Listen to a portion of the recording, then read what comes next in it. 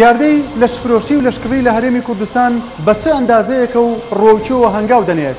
ئایا کامانن ئەو باند و کەسانەی بازرگانی بەسەر لەشی کەسانی دیکەوە دەکەن و ئەم دیاردەیە چی لە پشتەوەی و چێن ئەوانەی نایەنەوێت لەشفرۆشی لە هەرێمی کوردستان چارەسەر بکرێت؟ ئەمە یەکەم بەرنامەی جەناب داهاتووی باسی بۆ مۆزوعاکەی ئێمە چۆنەمە چارەسەرکەین هەتا ئێستا حکومەت نەماندی ڕۆژە بڵێ گرێتێکی ئاوا هەیە بابین پێک و حەلدا بدەین بووی وەک هەر کۆمەڵگایەکی تری ئاینی وەکو هەر کۆمەڵگایەکی تری مرۆڤایەتی دیاردەی لەشفرۆشی بوونی هەیە.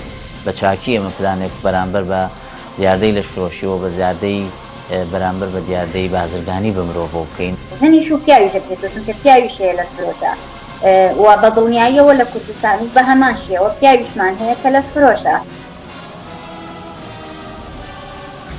بەرنامەی شەن شەوی شەممە کاتژمێر 8:05 لە NRTەوە پێشکەشتان دەکرێت.